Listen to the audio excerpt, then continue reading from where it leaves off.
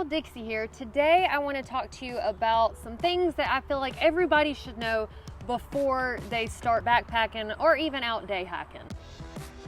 Tip number one is store your shelter on the outside of your pack.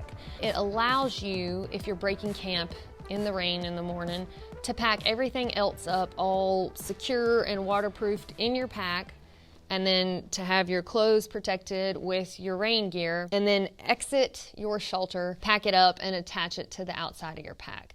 That way you don't have a pack open in the rain, trying to tear down your shelter quickly, and then put a soaked shelter inside to just continue to drain water inside the pack. When you get to camp, if it's raining, you'll already have your shelter on the outside of the pack. You'll be waterproofed, your pack will be waterproofed, so you just take the shelter off the outside of your pack, set it up, and then put your body in with your pack, and from there you can take off your rain gear and open up your pack where it's gonna allow the contents to stay dry. The next tip is limit your wardrobe. Pretty much in 3-season weather, so spring, summer, and fall, depending on where you're at, the only thing you're really gonna need is an outfit to hike in during the day, an outfit to sleep in at night, and then some sort of insulating layer like a puffy or a fleece, a couple pair of underwear, and maybe a few pairs of socks, and that is it. But to be honest, if your sleep system is rated properly, you probably don't even need an outfit to sleep in at night.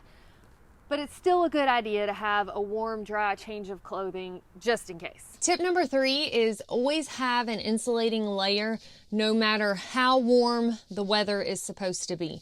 People seem to think that you can only get hypothermia when the temperatures are around freezing, but that's not true. There have been people who have gotten hypothermia in the middle of the summertime. So having that insulating layer may save your life when you least expect it. Freshen up before you rest. I feel like in so many videos I have recommended having something warm and dry to sleep in when you get to camp, and I'm not gonna stop recommending that because one, it's safer to do so, so you don't have the sweat from your hiking outfit staying damp and potentially causing hypothermia, but it also feels nice to put on something that's a little bit cleaner than what you've been hiking in all day. Also, if you're camping near a water source, taking some time to go splash around in it, maybe before you change into your warm, dry clothing, and wash off your arms, your face. I mean, take a swim if you care to. Rub your feet down in some cool water.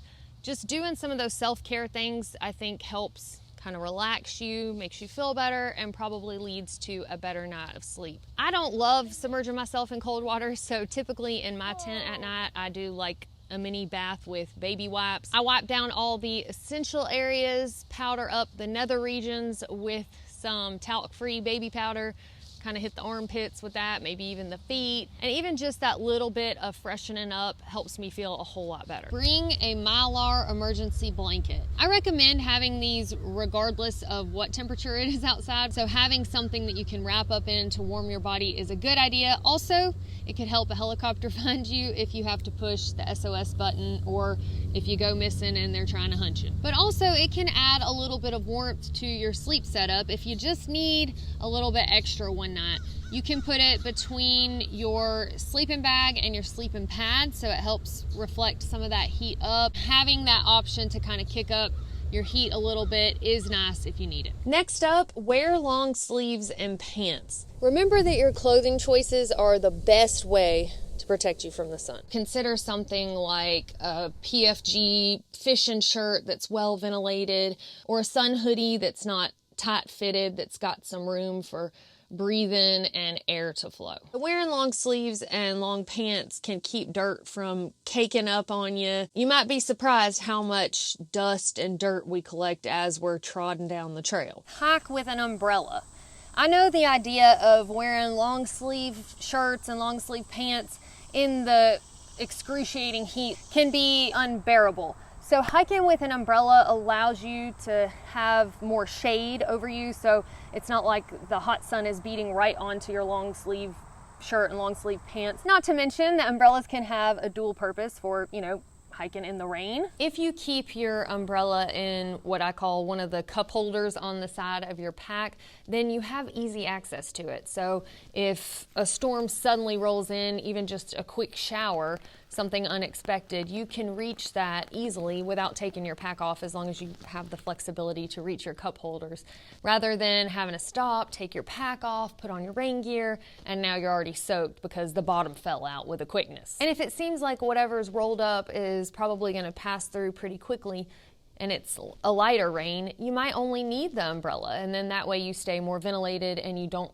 ever start sweating. If not, and you do have to stop and take off your pack and get your rain gear out because it seems like it's going to stick around for a while, then at least you have the umbrella to hold over you while you're doing that, so that whatever you've got on isn't getting completely soaked while you dig out your rain gear. Umbrellas also help keep you warm, at least your upper body, because it prevents rain from falling on you. So even if you do have your rain jacket on, you're not having that constant downpour of water on that material that's touching your skin. So your skin is constantly trying to warm up that surface that's just being drenched with cold rain. So having that umbrella and keeping your upper body more dry will help you keep warmer just because of that. Also, when doing stuff with your hands, like checking a GPS or trying to eat a snack, even digging out the snack out of your pack, just having that umbrella offers a little bit of sanity. That also prevents water from just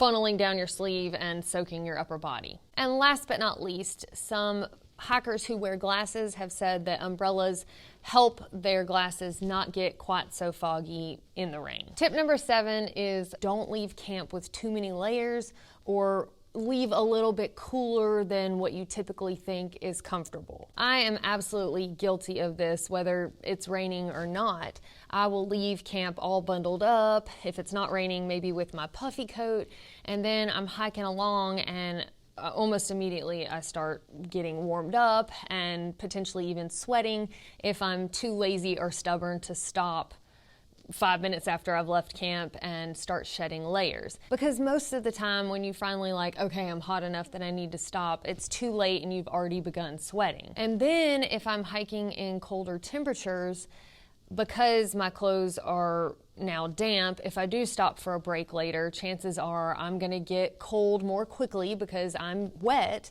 than if I had just prevented the sweat in the first place and started off without my puffy coat on a cooler morning. But even when it is raining, this tip applies, because if you leave camp bundled up under your rain gear, then if you stop to shed a layer because you're starting to get wet from sweat, you're likely going to get wet from the rain pouring down, because you got to take off your rain gear, then take off a layer, and by then whatever you've got on underneath is going to be wet from the rain, unless you hike with an umbrella. Another tip you'll hear pretty frequently in the backpacking world is cotton kills. Now obviously cotton is not poisonous, or it doesn't just choke you in your sleep at night, but cotton is known to absorb moisture and then hold on to it, and it doesn't dry out very quickly.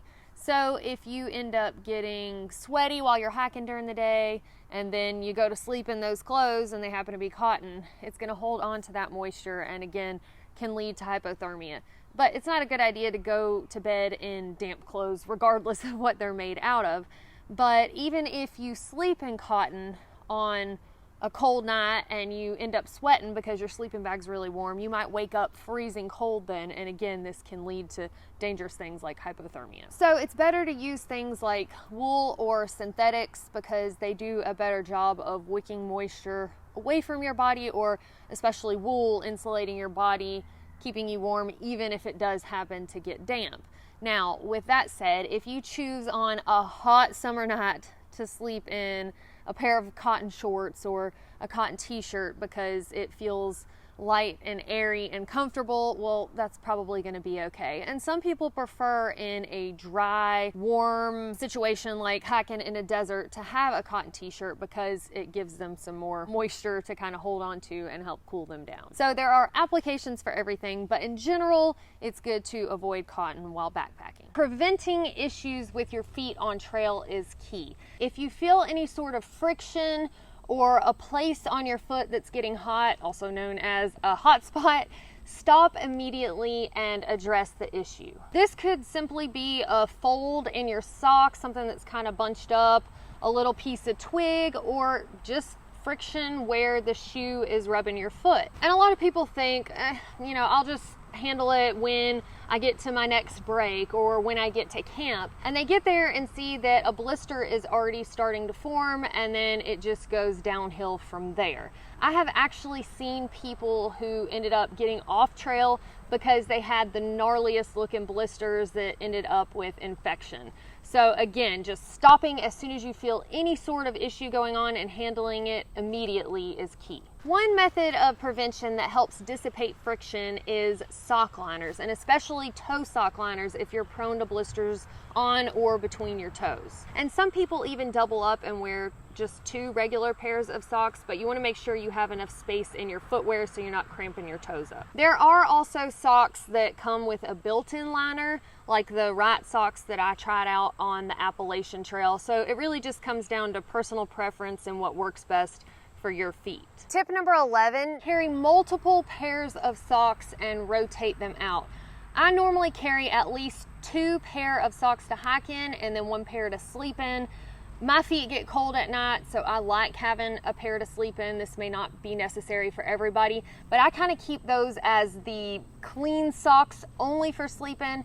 And then, like I said, I've got 2 to hike in that I rotate out. So I'll wear 1 pair for a day or 2 and then rinse them out in a creek, let them air dry on my pack, and start wearing the 2nd pair. And then by the time I wear those for a day or 2, typically the other pair is dry and at least a little bit cleaner as far as building up of salt goes and mud and everything else. Tip number 12 is keep your feet as dry as possible. Yes, while you're hiking, your feet are gonna get warm and sweat, but every chance you get, like breaks at night when you get to camp, take your shoes off, take your socks off, maybe sit those in the sun, and then let your feet breathe. If you are not a cold sleeper like I am and you can stomach the idea of sleeping without any socks, that's really going to give them a good bit of time to dry out before you put your socks back on in the morning and start getting them sweaty again. Treat your feet. Not only should you do the necessary stuff that I've mentioned, but maybe give your feet a little bit of extra care because they are carrying you from point A to point B. So doing a cold soak in a creek that you're sitting by and allowing your feet to cool down, maybe reduce some inflammation is always a good idea. Massaging your feet at night or even rolling them with your trekking pole or a tennis ball or some sort of roller ball is extra TLC that they will appreciate. Stretch. If you keep your calves and your feet stretched out, that can help prevent issues like plantar fasciitis and just keep them from being so overall stiff and sore. You can stretch in the morning before you leave camp, again when you take any sort of breaks, and then when you get to your next camp for the next night, stretch before you go to bed. One of the stretches I like to do is hold onto a tree and then step back with one of my legs, keeping my front leg bent, and then really press into the heel of that back leg so I'm getting a stretch along my calf. If you want a deeper stretch, then you can just bend that back knee. Another stretch I like to do is to step forward and put my toe on the base of a tree with my heel on the ground, and then lean forward into that with my front leg bent. And then again, if you want to work up to a deeper stretch, you can just bend that back knee. And another one that I've done while lying on my back in my tent is to put my foot up in the air and write the alphabet in the air with my big toe. And you'll see that this actually does work your foot pretty well. Finally, if you really want to get crazy with the cheese whiz, you can do foot yoga. That is actually a thing. And I'm going to link to a video in the video description with a video on foot yoga from the channel Yoga with Adrian. I know that trail runners and hiking boots are not the cheapest footwear out there, but it's really important to replace them once they've lived their promised life. And by their promised life, I mean there may not be holes or your foot's not hanging out the side of the shoe, but at some point the support in the shoe starts to fail, and so your arch can end up hyperextended. therefore causing plantar fasciitis or other foot problems. So whatever the manufacturer guarantees as the lifetime of the shoe, I wouldn't push it much past that. With trail runners, it seems that manufacturers promise maybe up to 300 miles or so. I've pushed mine closer to 500, but I started having big issues when I went to 600 or 700 miles in my trail runners. With boots, I assume because they're so rigid that you can probably push these a little bit longer, but again, I wouldn't go much longer past what's recommended. Work on strengthening before you go. Again, prevention is everything. So strengthening your foot and the muscle groups connected to that are going to help prevent injury when you get out on trail. There are 3 different exercises that you can do. You can do these exercises with machines, but you don't have to have that. You can do them right now with your body weight at home. The exercises are as follows. Press your toe into the ground while walking backwards. Do calf raises, and these can be done sitting and or standing. And finally, work the tibialis anterior, which gives you stopping power as you're going downhill or if you stumble and you're trying to catch yourself. My next tip is weigh everything and record it in something like ladderpack.com or on an Excel spreadsheet, because this gives a number to each item in your pack instead of just randomly throwing items in there. You know exactly how much weight cost each thing has. And then you can determine, is item X worth Y ounces? Do not bring backups. I know the saying 2 is 1 and 1 is none, but that just isn't really the best mindset to have when you're packing a pack to go backpacking. The only things that I bring doubles of typically are 1, a ladder. I like to have my main ladder to cook with and start fires with, and a backup. And also it's recommended to have 2 forms of navigation. So I have an app on my phone for whatever trail I'm doing, and then I'll carry along typically my InReach Mini, but this could even be a map or whatever else for you. Next, ditch the stuff sacks. It seems like every little piece of backpacking gear you buy, you end up getting some little cute sack that it comes in.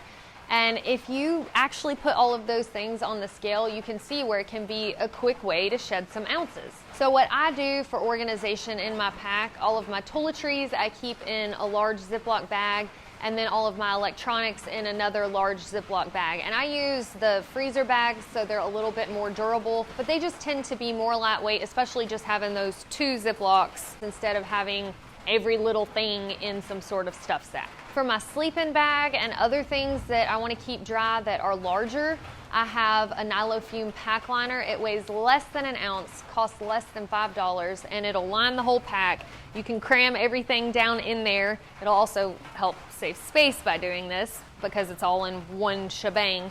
And then you just roll that pack liner down, and it keeps everything waterproofed and dry even if you're hiking in a rainstorm. The only thing that I really put in a stuff sack is my clothes, because that doubles as my pillow at night. I can put my Puffy or the clothes that I hiked in during the day in that and roll it down and use it as my pillow. I also tend to carry a Dyneema, which is very lightweight material, stuff sack, just in case it rains and I want to waterproof any of my camera equipment. But those are really the only 2 stuff sacks I have in my pack. Repackage food and toiletries. This is something I do whether I'm on a thru hike or out for a weekend trip. On a thru hike, I will sit right there in the foyer area of a grocery store or right outside the grocery store and repackage things in Ziploc bags so it will save space and also weight in my pack. For weekend trips, you can do the same thing at home. Also, if you're gonna be eating things like Mountain House meals, you can empty those into Ziploc bags, and I've heard of people taking just one of those Mylar packages and rehydrating their meal in that each night from the Ziploc bag just to help save some weight and space. And then you just wash it out and reuse it again the next evening. Another great way to shave off significant weight in your pack is to upgrade your big 3, or start off with the most lightweight stuff you can afford when you're first buying your backpacking gear. This is definitely the most expensive tip because your big 3, which is your shelter, your pack, and your sleeping bag, are typically the most expensive and the heaviest items in your pack. But by upgrading your big three, you can literally shave off pounds, especially if you didn't spend a whole lot to start with and got more of the budget items that tend to be heavier, although there are some budget items that can be lightweight. Also, it makes sense to upgrade your shelter and your sleeping bag first, because before you get a lightweight pack, you really want to have lightweight gear, because the lighter packs themselves tend to have less of a carrying capacity than the bulkier, more padded type packs would have. Don't go with a bigger pack than what you need for the necessities. If you're selecting a new pack because you're upgrading, or even if you're going out for your first time purchase of a pack, you want to make sure that your necessities fit, and that's pretty much it. So I mean the stuff that you need to survive on trail. Maybe all of your stuff will fit inside of a 50-liter pack, but you're like, well, I could go with a 65 so I have extra space if I want it. Don't. If you go with that 50-liter pack, then chances are you're not going to carry a bunch of unnecessary weight, because you won't be tempted to fill extra space. When upgrading your shelter, or again making that first time purchase, opt for a tent that uses trekking poles to set up. Even if you're not going with a super expensive ultralight weight tent, typically the ones that set up using trekking poles are still going to save you some weight, because the additional weight of dedicated tent poles does add up. And if you're going to be walking with trekking poles anyway and carrying those in your hand, that's just less weight on your back. Next tip is do a pack shakedown. Sometimes just having somebody sitting there judging you on what you've decided to carry and your luxury items in your pack is enough to go, you know what, maybe I'm not thinking this through, or it really can just offer a different perspective. And by all means, you may have those things that you're just not willing to part with, but again, explaining to somebody and trying to convince yourself as to why you really need this thing might help. I had a big change in my mindset on the way I did my water filtration when I did a pack shakedown during my thru hike of the Pacific Crest Trail. And that one change alone probably saved me at least 8 ounces. I've done 2 different pack shakedowns at 2 different outfitters, one on the Appalachian Trail, one on the Pacific Crest Trail.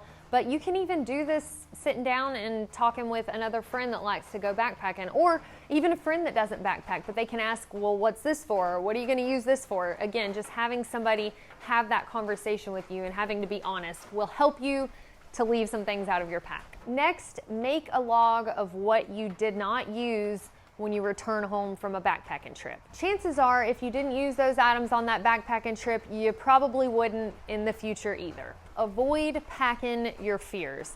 This is something that I've always heard, you pack your fears, and it's so true. If you're afraid of being hungry, you're gonna carry too much weight in food. If you're afraid of being cold or stinky, you're gonna carry a lot of clothing or unnecessary personal items like deodorant and body wash, etc. So yes, you want to make sure you have enough of what you actually need, but sit down, kind of think within yourself, is this stuff that I'm carrying just because I'm afraid of a certain situation?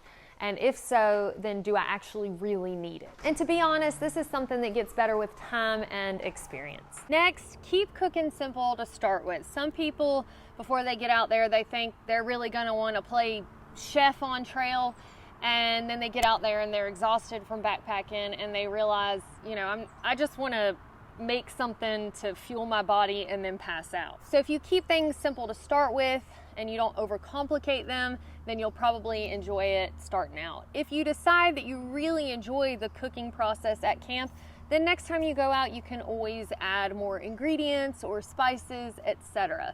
But a lot of folks end up just carrying way more weight than necessary, trying to be fancy with it, and then they're too exhausted to even fool with it. Not only should you keep the cooking part and the food simple, but your actual setup too. All you really need on trail is a food pot and a utensil, and maybe a cup if you're like me and you want to drink coffee while you're eating your oatmeal in the morning. If you're gonna have a cup, then make sure you get one that's got the little increments, the measurements on it, so when you're making your backpacking meals or cooking stuff in your food pot, you've got some way to measure water. There are other ways to do this too, like in your food pot, you can make some little marks that denote 1 cup, 2 cups, or a popsicle stick with the different water levels. If you put it down in your food pot, you know, where you should fill to, you can get all sorts of creative with this. When you bust out your kitchen setup, you want to know that you've got everything leveled and balanced. Most of the ground outside is not perfectly flat, but of course you can try to locate as flat of a little piece as you can.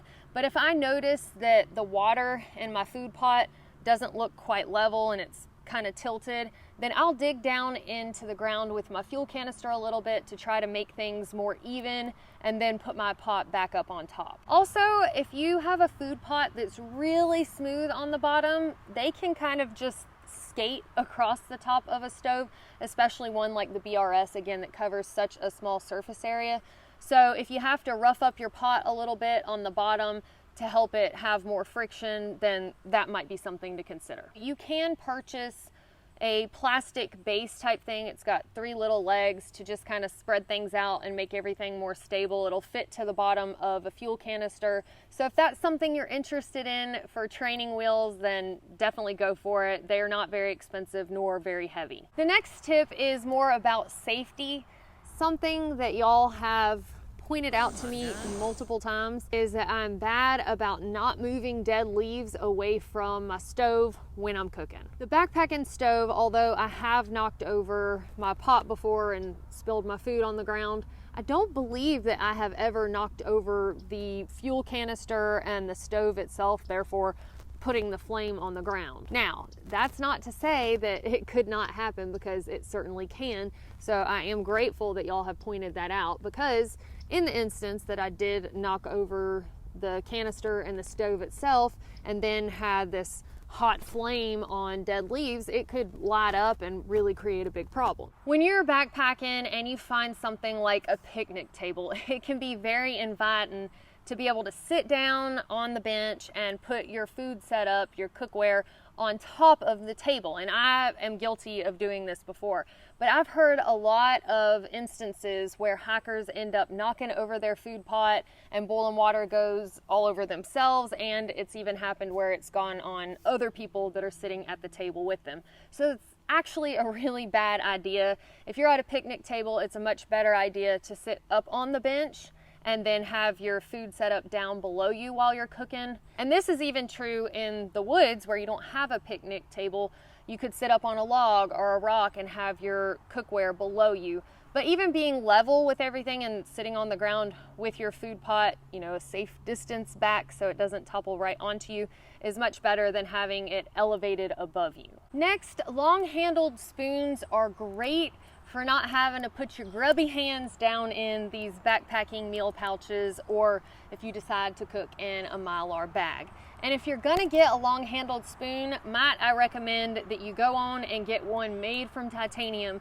So you spend about $10 in one hit, and then you don't have to continue to purchase plastic spoons, because they will continue to leave you hanging and break on you at some point. I've been using the same Tokes long-handled titanium spoon for years, and I'll probably have it for the rest of my days.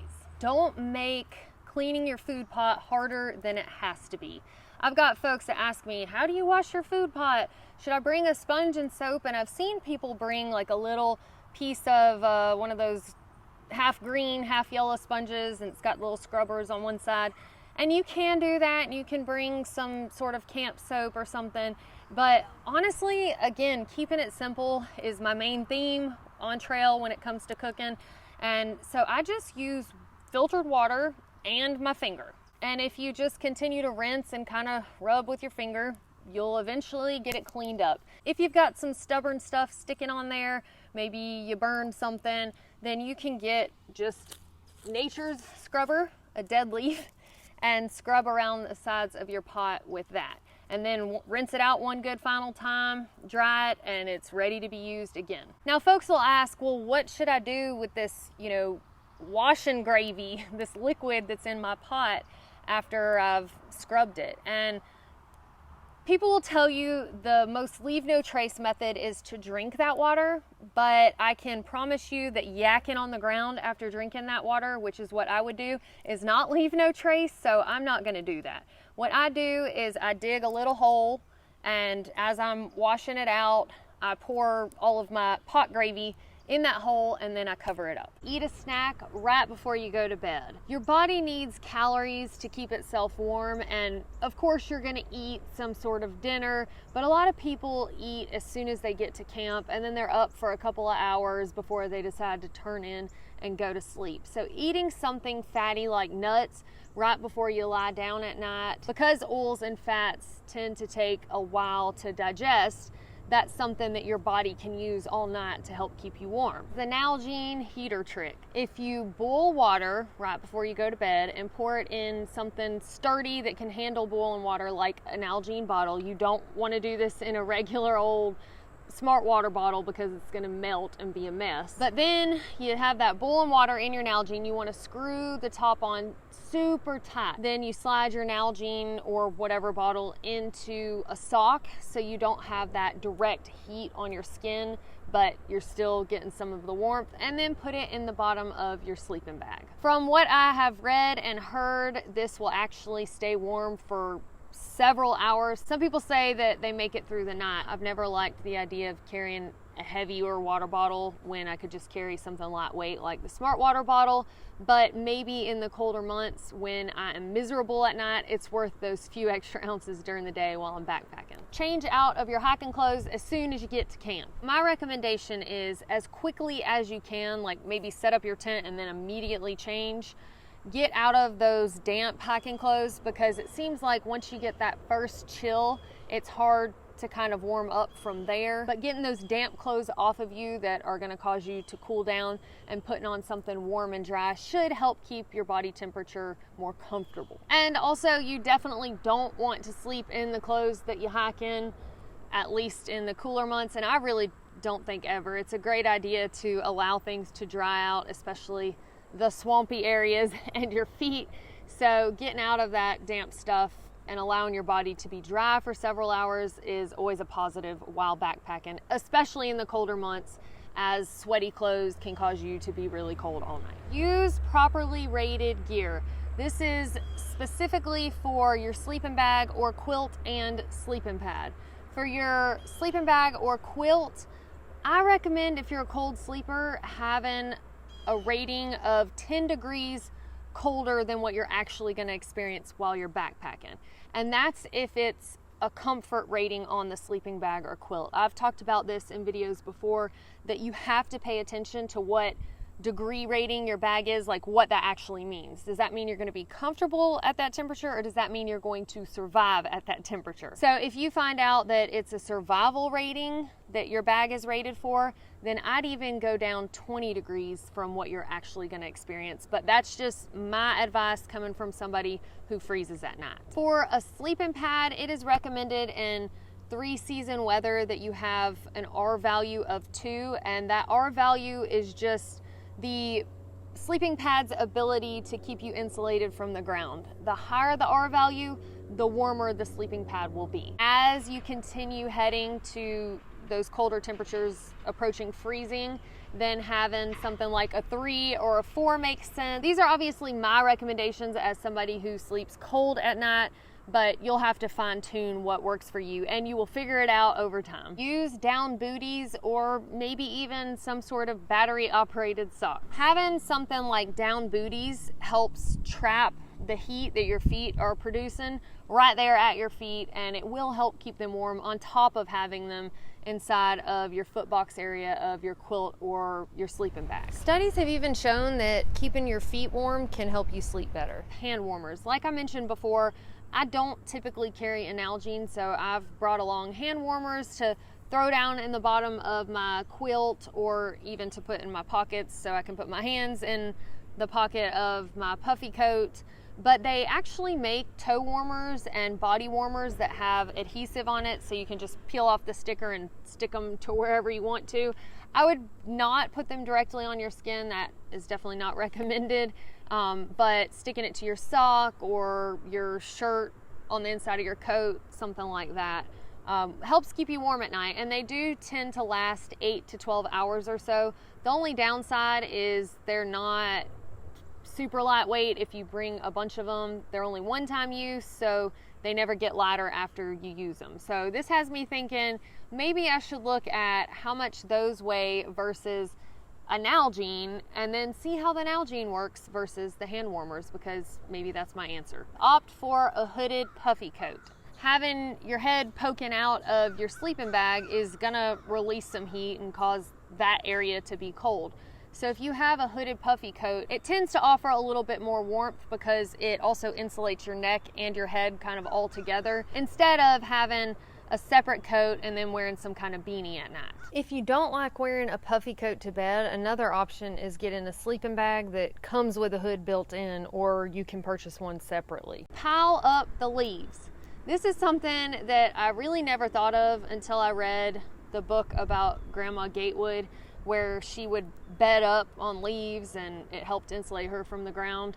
And then when I went out to do my little Grandma Gatewood experience, I did the same thing and found out that leaves really do help insulate you from the ground. So kind of creating a pile of leaves and then setting your tent up on it makes sense, that it would then help insulate you from the ground still through your tent and your sleeping pad, but also kind of piling up the leaves around your tent. Heat you up some rocks. Now this one is only really if you find yourself in an emergency situation and you need some warmth, but this was something that I read that Grandma Gatewood had done during her thru hike of the Appalachian Trail. She put some rocks in or near the fire and then basically cuddled with them or dug them down and put leaves on top of them and laid on them. If you want to do something like this in your tent, I guess you could, but you'd want to have something to wrap the rock up in to protect it from melting your gear or burning your skin. So again, this one's only kind of if you find yourself in an emergency and you need something to hold on to while you sleep. It's an idea. Do be careful with your rock selection if you decide to do this. Putting a rock in the fire can cause it to explode, especially if it's porous and has water down in it. So be careful for that. It's safer to go with rocks that are not porous, but I assume if they got hot enough, they could still explode. So maybe closer to the fire rather than right in it. Be choosy with your campsite. You don't want to camp too high or too low. I know the typical mindset is, well, the higher I go in elevation, the colder it gets. Yes, that is true, but cold air tends to settle in the bottom of a valley too. So really finding somewhere in that sweet spot of not to the tippy top where it's going to be so much colder, but also not on the center of the valley floor. I like to camp where I know that I'm going to get the early morning sun to try to help me get out of my warm cocoon in the morning because I'm really bad at being an early riser, especially when I'm cold. So knowing that sun will hit my tent in the morning helps me kind of get going. I use the Lumos app to help me figure out what times and in what direction the sun and moon will rise and set. So that's just a tip for you if you're interested. On the flip side of that, if you're in too much of an open area and the wind starts whipping in the middle of the night, you could be colder from having the wind breeze through your tent all night. So having some sort of windbreak like a bush nearby in case the wind does pick up is a good idea. Don't camp too close to water. While it is convenient for being able to drink as much as you want to at camp, the air near a water source is going to have more moisture and therefore things will feel damp and you'll be colder. Look up for widowmakers. If you're not familiar with the term, widowmakers are dead limbs that are still hanging up there in a tree waiting to fall and knock you in the head. Also look for any leaning trees and really any hazard that could be lurking above. And it's always smart to do this before you set up camp. Unfortunately, I have had to move my tent before because I didn't notice something hazardous until after I set up my tent. But once you get it ingrained in your brain, you'll learn to walk up, look around, and then make your place for the night. Never camp in a wash. If you don't know what I'm talking about, I would see these specifically in New Mexico on the CDT. It would be these channels that looked like there should be water flowing through them, but it was dry as a bone and looked like water had never seen that spot. And it can be real tempting if you're looking for flat ground and struggling otherwise to set up in that bed of that channel, especially with that loose, comfortable sand. But I've heard of instances where people do that and then it rains miles away. Like there might not be any rain forecasted for your particular location. But suddenly this flood comes washing over you and you end up drowning in the middle of the night. I know this happened to a group of Boy Scouts in the past, and there have been other instances. So as tempting as it was at times, it's really best to just not take that risk. Next tip for tenters, check the slope before you commit to the spot. You can do this if you've got a foam pad by just throwing it out on the ground you're thinking about putting your tent, lay on it and just see, is the slope going to cause you to tent surf all night, or is it level enough that you can deal with it? It's just surprising sometimes how deceivingly flat the ground can look until you're lying in there all set up and realize it's going to be a long night. Now, a word of caution, of course you want the perfectly flat side, but if you think that there is any chance of storming or rains that night, you do want to be sure you're not setting up in any sort of depression that's going to hold water and cause it to pool up in your tent. So having something at that point that is ever so slightly sloped so that water will run off and not join you for the night is always a good idea. If you have a choice, it's obviously best to set up in a campsite that's already established so you're not disturbing other vegetation and creating new campsites, and that is part of the leave no trace principles. Look for signs of wildlife, things like critter paths, holes in the ground, and even food sources like bushes with berries on them. These things are best to avoid unless you like having midnight visitors.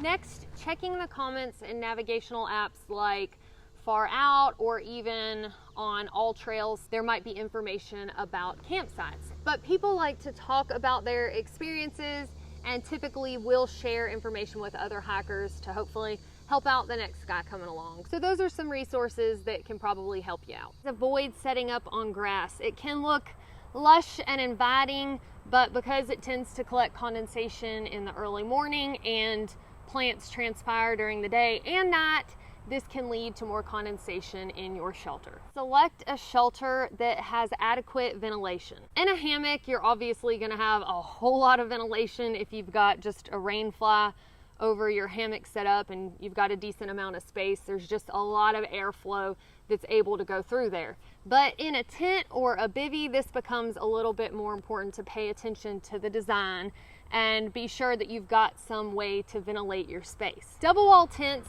definitely help because typically you've got a mesh inner wall and then the solid outer rain fly, so any moisture tends to collect on that outer wall on the inside of the rain fly and then fall down to the ground from there. But even with single wall tents, picking something that has vent flaps or one that has vestibules on either side of the tent that you can open up and allow a cross breeze to come through would be helpful. With bivvies, this one's a tough one because you're gonna be in a tight enclosure with all of your heat and breath radiating from you. I don't have a whole lot of experience with bivvies, but I would still say if there's a design that focuses on ventilation, I'd go with that one over the one that does not.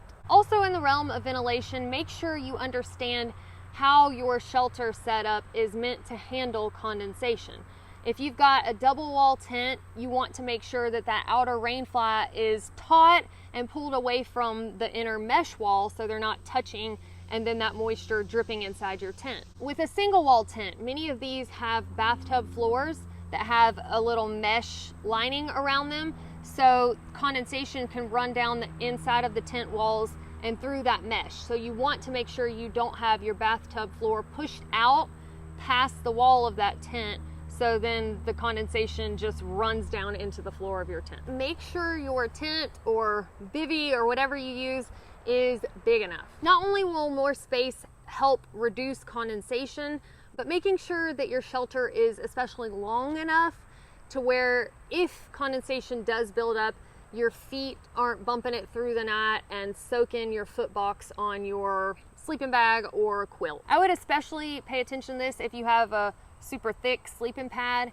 because that's going to give you less horizontal space. Hang your wet gear out to dry during your daily breaks. If you wake up and it's rained throughout the night, or you just have a bunch of moisture in your tent because of where you camped or the conditions of the air, then when you stop for your lunch break, if it's sunny out, lay your stuff out to dry. Sure, you could stuff it away and just not worry about it and let it keep being wet until you get to camp and deal with it then, but you're setting yourself up for more condensation that night than if you just take the little bit of extra time to lay it all out during your lunch break, and that way you're starting with a dry, clean slate. Keep wet gear outside of your tent. If it's currently raining, then this tip may not make much of a difference, but especially if you got rained on in the late afternoon and once you got to camp, you're soaked and your stuff is wet, but the sky has cleared up and it's probably not going to rain through the night, then getting that wet gear outside of your tent and hanging it up on a branch or something and allowing it to dry out and evaporate into the great nothingness is a lot better than it being inside of your tent and then that moisture trying to rise up out of your wet stuff into the ceiling of your tent. Pick the proper rain gear for you. It's easy to think that staying dry is just simply making sure you keep the rain off of you. But if you're sweating so much that all of the layers under your rain gear are completely soaked, then that almost completely nullifies any efforts to stay dry from the rain. For folks like me who are very cold-natured and freeze, then having a rain jacket with some pit zips that can give you some basic ventilation might be all that you need, paired with a set of rain pants. But if you know you're somebody who is hot-natured and you're no stranger to sweating, then having something like a rain jacket paired with a rain kilt or a rain skirt or even a poncho might serve you better, because you'll be more ventilated than your standard rain jacket, rain pants combo. The next tip is make sure your rain jacket stays consistently above whatever bottoms you're wearing. So your rain pants, rain skirt, rain kilt, and this may seem like common sense, but with the motion of hiking, your rain jacket can ride up, exposing your back, and then you're going to get some nice cold water funneled down into your crack. The next tip is pack a piece of Shamwow. If your tent has condensation or things have gotten damp because you got in with your wet rain gear and pack, or even if you end up springing a leak in your shelter in the middle of the night, specifically a tent, it's nice to have some sort of cloth to just dry things up. But that Shamwow material, and it doesn't have to be that specific brand, absorbs so much water, and then you can wring it out and use it again. If you want a biodegradable version of this, you can look into Swedish dishcloth. I've used a bandana before in the past, and it seems to do decent for the first swipe, but once it gets pretty good and wet, it just doesn't function as well anymore and seems to more or less just smear water everywhere. My next tip for sun protection, don't forget a wide-brimmed hat to help protect your face, your ears, and your neck. You can get a hat that's got the added flap down the back, or even put a bandana back there, under your hat to help drape something over your neck and protect it. Also, something like sun sleeves are a great addition if you like a short sleeve shirt or you just want more ventilation going up and down your arm. Also, sun gloves, because especially us trekking pole users who have our hands up just frying in the sun, that sun exposure can really add up. Another tip for sun protection is beware the sideways sun. It seems that everybody thinks ahead about protecting themselves from the sun beating down from overhead. But as the sun sinks lower in the sky, you've got it coming at you from the side. And so having an umbrella can definitely not protect your legs any longer. Your upper body, maybe if you kind of hold it at an angle, but this is where having a long sleeve shirt and long pants really makes sense. So if you're somebody who insists on hiking in shorts, maybe even if you have something like the convertible Britches where you can put your pants legs back on just for this part of the day, or again, reapply that sunscreen. Otherwise, you might find that your legs or part of your face and neck are getting smoked. Another tip for you that I think a lot of people don't necessarily automatically think about when it comes to sun protection is Protect yourself from the sun even if it's cold outside. I made the mistake of starting the Appalachian Trail with no sunscreen, and I paid for it because it was so early in the spring that the leaves had not grown back in yet, and therefore I didn't have that green tunnel protection. The next tip is kind of in the same vein. Take extra precaution when hiking in the snow. Now this could be in the middle of the summer in the Sierra or when it's really cold outside, but the snow tends to reflect somewhere around 80% or more of the sunlight that hits it. So this can burn the crap out of your face, your nostrils, your lips, the underside of your neck. So if it's really cold outside, covering everything up with a buff might be useful, or even just using extra sunscreen or something to try to block that. And in the Sierra, I even put sunscreen in my nostrils so I didn't suffer from a sunburn up in my nose holes. Snow blindness is also something that can happen. It's basically when your eyes have been exposed to too much UV light and they get sunburned. Be careful when you're doing it for the gram. I can tell you, don't take a selfie, you know, when you're standing on the edge of a cliff, but people are gonna do it. So I guess the best practice is to pay attention to your feet instead of your phone when you are setting up to take a picture, and really assess the risk. Is it worth whatever you're doing for the picture that you're wanting to get? You want to make sure that that is not the last picture that your family has of you. Be familiar with your water situation. Wherever you're hiking, make sure you do the research ahead of time and know that you're going to have reliable water sources or some sort of report that shows that they were flowing, you know, right before you're about to head out there. Different apps like All Trails might have some of that information, but especially far out, if you're hiking one of the more long trails, whether you're through hiking or section hiking, you can see that information on the waypoints. But whatever you have to do, get that knowledge. You got to call park rangers, whatever. And if you're not sure that a source is going to be flowing, don't count on it and plan to bring enough water to cover you in case it's not flowing. Making sure that you are drinking plenty of fluids, especially when you're up at higher elevations, is very important when you're in the backcountry. Carry an extra meal. I would say that the most cautious thing that you could do is carry a whole extra day of food, but I understand some of us are, you know, pinching grams when it comes to our pack weight. So even having an extra meal, if you have to stay another night for some reason because the conditions were worse than you thought they would be, or the terrain, or you've, you know, twisted your ankle and you're going a little slower, having that little bit of extra food might prevent you from pushing on when really you shouldn't. And having that extra time and extra assurance that you're not going to be hungry might be just the thing you need to keep you safe. Or worst case scenario, you get lost and it takes a day to kind of get your bearings, or for search and rescue to find you. Having that extra meal can be a source of comfort and prevent you from panicking in that situation. Check the weather before you go and avoid peaks after noon. Weather can certainly change very quickly in the mountains, but it does not hurt to check before you go, just to know the situation. If there are going to be thunderstorms and you're hiking in an exposed area all weekend, it's probably just not the best mixture. But it is said to avoid peaks at noon and later, because right around noon is when storms and lightning tend to roll up around these higher elevations, and it may not even be forecasted. It's just kind of a thing that peak baggers know to be up and down from the summit by noon. So that's just a best practice. Share your plans with friends and family. Make sure that you have at least one point of contact that knows where you're going.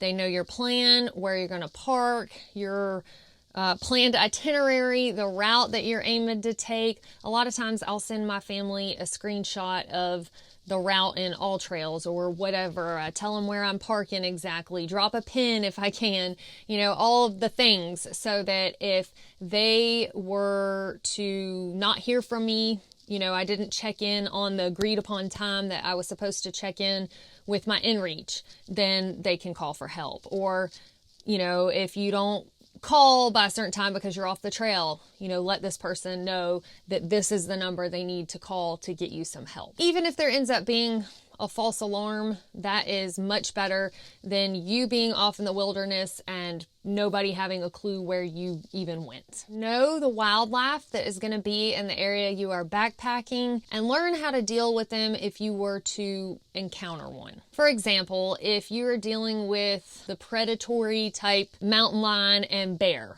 knowing the rule don't run is a good one to know. So just kind of reading up and learning how to deal with a situation if you were to encounter an aggressive bear or mountain lion, you know, some steps to take. But also know that those things are not necessarily true for all animals.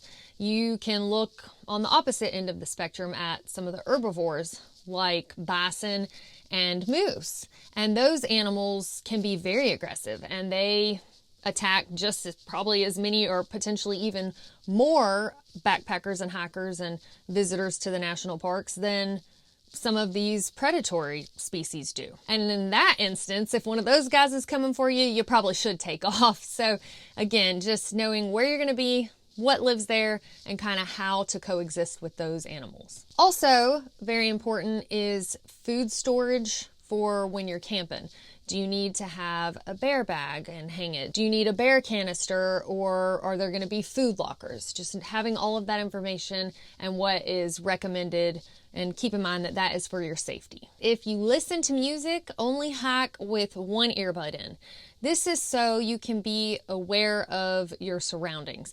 You can hear humans coming up on you, or a rattlesnake rattling, or a rock slide, or whatever is around you that you need to be aware of. It's just much safer to be aware of your surroundings. And I do understand that people are going to listen to music. I do it myself, so just be cautious. Bring a personal locator beacon or a satellite communication device. I mean, this could be the one single thing that can save your life no matter the situation you're in.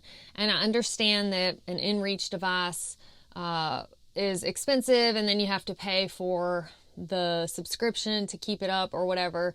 But even having just a one-time use personal locator beacon and having the ability to let search and rescue know that you need emergency help could save your life, or somebody that you come across on the trail that's in dire need of help, and you get to save their life instead of just sitting there with them as they die. I can't express how grateful I was to be able to call for help when I needed it on trail. So just get one. If you are even thinking of calling for help, stop contemplating and just do it already. I know that it can be embarrassing to need help in the backcountry, or it can feel embarrassing. But it's better to be embarrassed and still have a heartbeat. So, but I would say make sure that you do have an insurance plan for evacuation, whatever that is. There are multiple options out there, but that way you're not sitting there making a financial decision, and instead you are making a decision completely based on your health. Have what you need in case of an accidental overnight, like the 10 essentials. Now, I know that this video is aimed towards backpackers, so you might be like, well, of course I'm going to have everything that I need. I'm backpacking and I'm planning to stay overnight. But this is just in case any day hikers are watching this, or just in case there are any backpackers who go day hiking and think, I'm fine, I don't need the 10 essentials. I promise you, having that stuff can make a huge difference in just being able to, even at the most basic level, provide the essentials that you need to stay alive until you can get out of the situation you're in. It will offer you some reassurance and some mental clarity. When you go to the bathroom, carry with you your navigation device, whatever that is, and also your personal locator beacon or satellite communication device, since we mentioned in the other tip that you're going to have that. There was a lady named Inchworm who was through hiking the Appalachian Trail back in 2013, and she was up in Maine. She got off the trail to use the bathroom. She got lost. She did have all of her gear with her, but I assume she didn't have any sort of actual navigational device. I mean, to be fair, the Appalachian Trail is very well marked. It's not super easy to, you know, get real turned around out there, but she ended up not ever finding her way back and ended up being found 2 years later, deceased in her tent. Now, there may have been more that played into this, you know, anxiety, this and that, whatever, but the fact is, if you have something like your cell phone that has an app on it, because there are apps for almost all of the trails out there nowadays, with All Trails and Far Out, you can get, and even some others, you can get tracks, and you, through satellite service, you can link to your phone even when it's in airplane mode and you don't have cell service, to see where you are located in reference to where the trail is located. So there's no reason that you shouldn't be able to navigate your way back if you have your cell phone. But at a minimum, if you have your personal locator beacon or you're in reach, if you're lost, then you can call for help. And saying all of this kind of leads me to my next tip. Don't let summit fever drive you. There are a lot of these peak baggers that get summit fever. They know good and well that they should turn back, whether it's the conditions, their physical health, their mental health, etc. But they have come so far and it's just right there. And so they push on when they know good and well they shouldn't, and some sort of catastrophe can happen in those instances. So this is not only applicable to bag and peaks, but also to completing a trip as a backpacker. You might think, well, I took off, you know, and this is the only vacation I'm going to have this year. I paid several $100s in plane tickets and now I'm out here on this trip and, you know, something doesn't feel right, but I want to press on because I'm not giving up, you know, this trip over something silly. And these are very similar thoughts to what I had when I was in the Sawtooth Mountains. You know, I just had not had a whole lot of luck last year with backpacking trips in general, and I knew that the Sawtooth was just going to finally be a successful trip.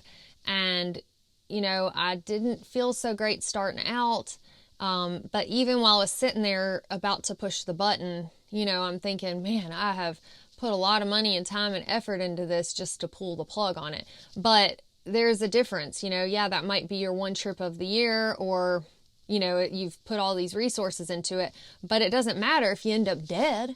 So you got to live to be able to go on another trip or enjoy another thing or make another dollar so you can spend it doing something you love. So always prioritize your health rather than the goal that you got in your sights. Keep a check on your health. It's important to do the work and treat your body right, not only when you're out on the trail, but especially when you're off the trail. Because if you take care of your body, if you're eating well, if you're exercising between trips, then you're making sure you're keeping yourself relatively healthy. When you don't feel well or something's going on, go get checked on by the doctor. There's no shame in that. And it's much better to find out something's going on when you're in the safety of the concrete jungles that we live in, rather than out in the middle of the backcountry and, you know, now this thing that seemed little is suddenly really big. If you get bad vibes from somebody, don't be afraid to move along. Most people that you're going to meet on the trail or in the surrounding communities are amazing folks. With that said, there are bad apples in every bunch of life out there. So if you're camping and there's somebody there and you're just not feeling it, pack up your stuff and move along. Don't put yourself in harm's way just to be nice to people, because at the end of the day, your life matters and hurt feelings will be okay. Carry and use a set of trekking poles. Now, I'm not just saying this to protect your knees and keep them alive, but there are some things that trekking poles can be useful for, like stability on steep slopes, sketchy areas where there are drop-offs, and even water crossings. You can use them to tap the ground to make sure you're not squatting and peeing on something you don't want to bite your butt, like a rattlesnake or whatever else might be in the brush.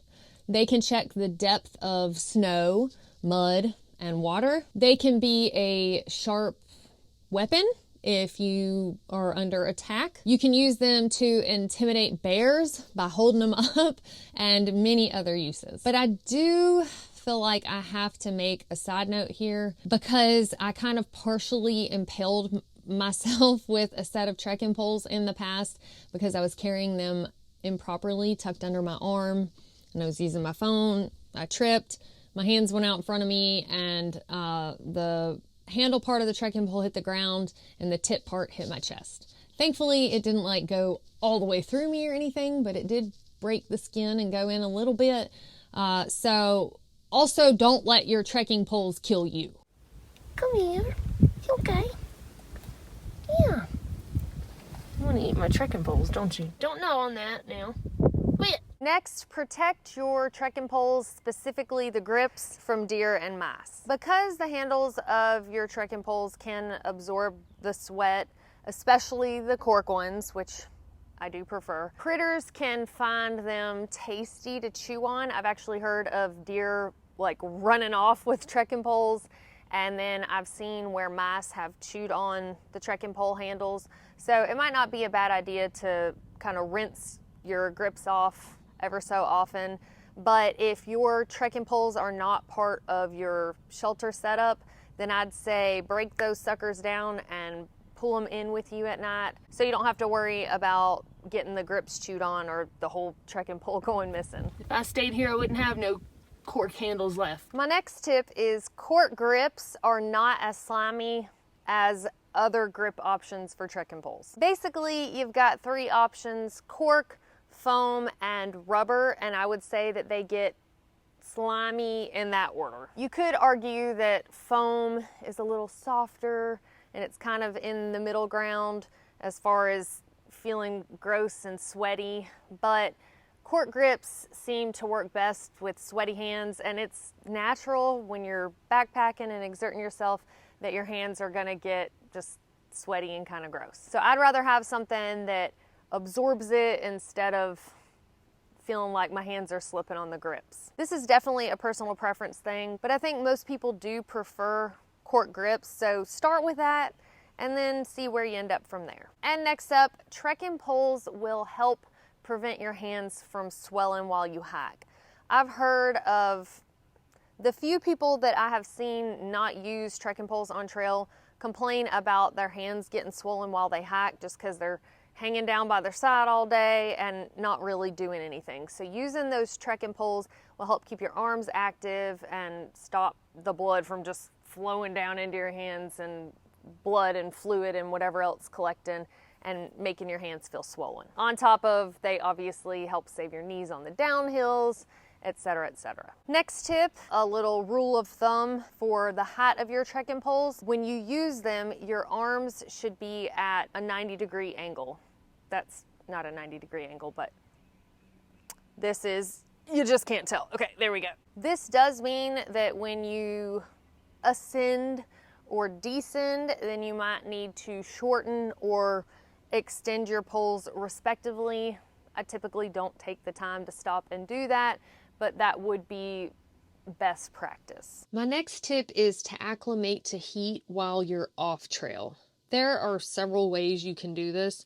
First, maybe look into using a sauna. There are public ones at like gyms and sports plexes, but you can also get a portable one for your house. Another way to do this is to take long hot baths. Obviously, don't scald yourself with basically boiling water, but get the temperature warm enough that it's not burning you, but that you're sweating and it takes some getting used to. You can spend time outdoors as much as possible, even if that means sitting out on your porch or doing some yard work. If you're used to being in the AC a lot, then I'd start with a smaller amount of time and work your way up.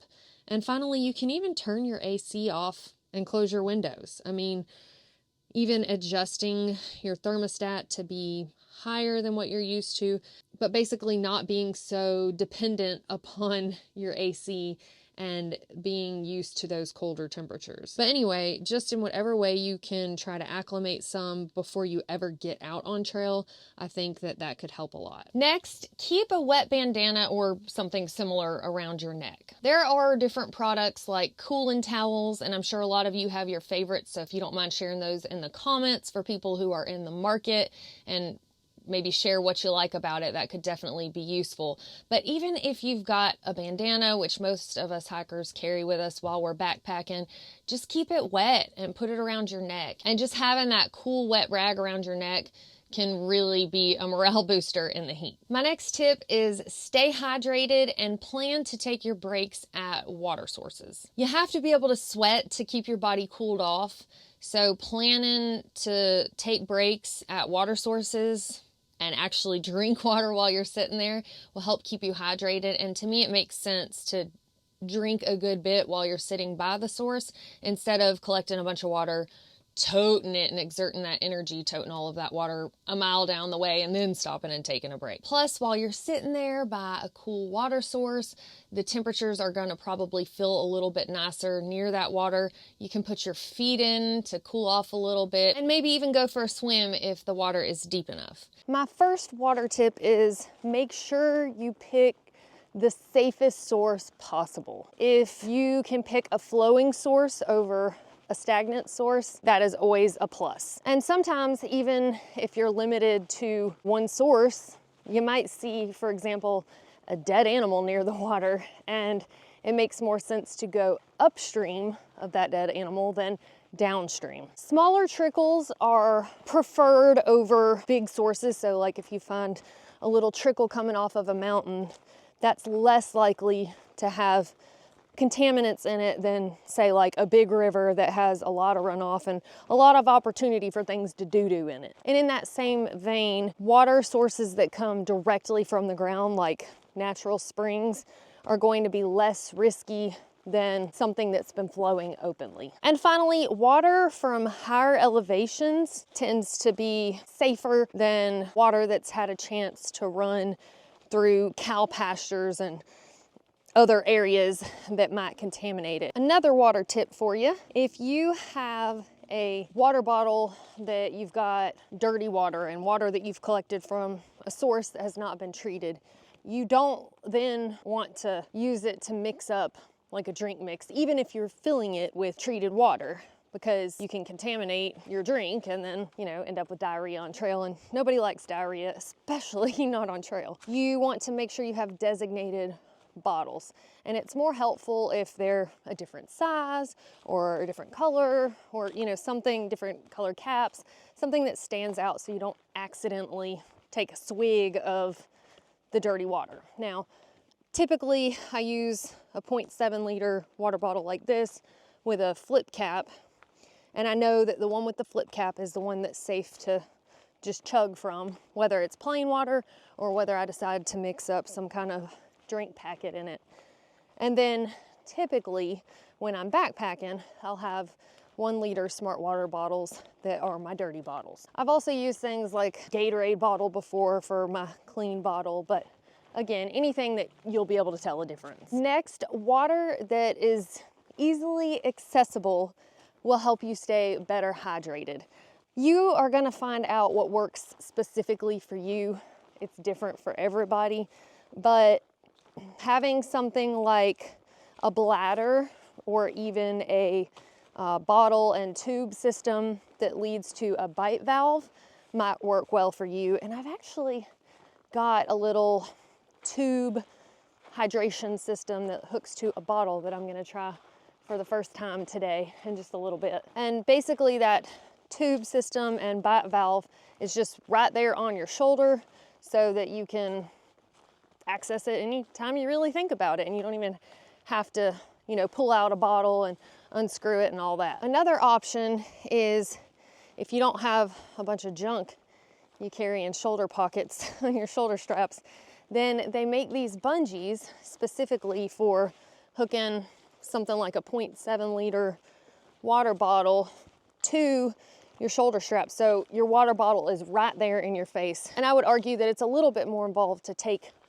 that off and drink out of it than just, you know, grabbing a hose and a bite valve. But it really just boils down to, again, personal preference. For me, having my water bottles in my side stash pocket, like that one right there, works out better just because I do carry so much junk up here in my face in my shoulder strap pockets. But anyway, it really boils down to, like I said, personal preference. My next tip is make water collection / treatment as simple as possible. Most of the time my hiking / backpacking style has been through hiking. So I don't typically stop and take a break at every single water source just because time is of the essence. So I like the option of scoop and go. And for that reason, the Sawyer Squeeze has worked out well for me. It costs about $45, weighs approximately 2 to 3 ounces. And the system that I have, which is just the screw onto a smart water bottle, you just scoop your dirty water into your smart water bottle, screw it on the top, and drink right through the filter. And I know some people like to chug their water. You don't want to be restricted by the flow rate of the Sawyer.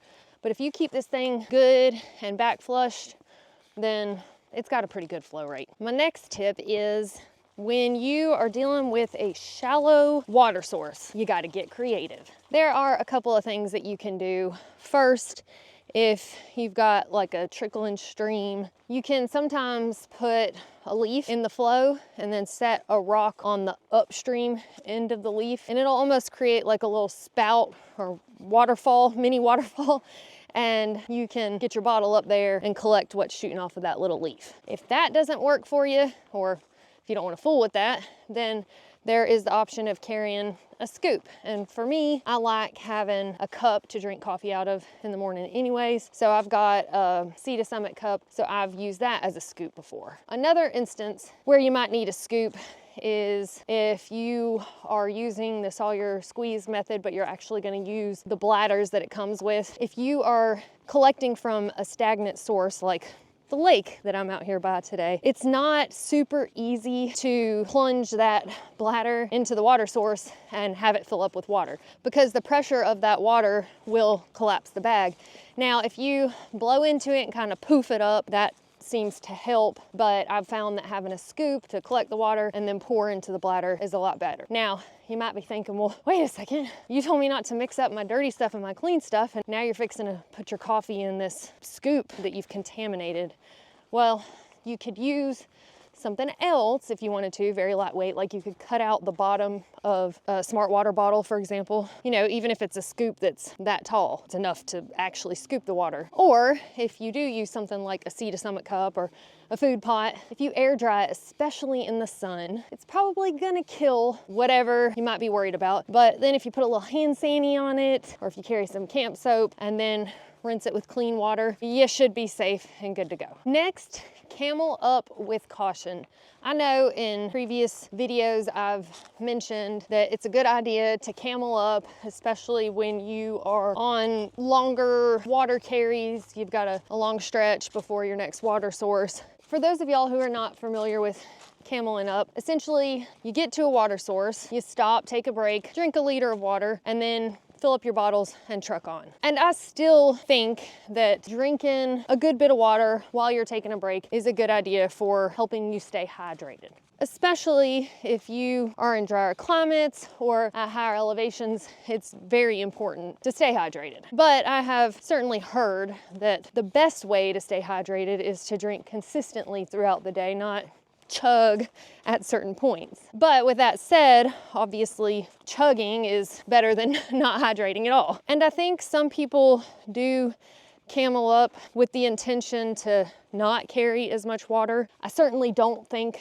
that cameling up is a replacement, or at least a smart replacement, for carrying water, because you never know the predicament you're going to be in. And in my opinion, it's a good idea to always have water. Maybe you think you're gonna make it to your next water source, but something happens that day, you get an injury, or you decide not to push on as far, and now you're stuck with no water. But especially since drinking gradually is better than chugging, I wouldn't replace carrying water with cameling up. But apparently, our kidneys can only filter out or, handle like 0.8 to 1 liter of water per hour. And I also saw this study that was horribly sad about child abuse situation where a 9-year-old was forced to drink like 3 to 4 liters super quickly, and it caused the child to be in a serious state of confusion and drowsiness because their electrolytes became seriously unbalanced. So anyway, if you are planning to camel up and you're chugging water in one sitting, just make sure you don't overdo it. And also having something like electrolytes in a drink mixture will help to kind of keep those balanced while you're making sure you drink enough water. Another tip for you, creatine and glycerol can help you with hydration. Now, both of these things are something that you'll want to load up on for a couple of weeks before you start backpacking. But if you're not familiar with glycerol or creatine, glycerol is a sugar alcohol that is naturally found in the body, and it is added to a lot of different sports drink mixtures, but it's also something that you can take individually, like separate from the sports drink. Creatine kind of helps your body maintain like a continuous energy while working out, you know, pretty hard. And it also carries water to the cells. And apparently combining these two things can really improve their effectiveness. But on a side note, if you are somebody that knows I'm gonna be cameling,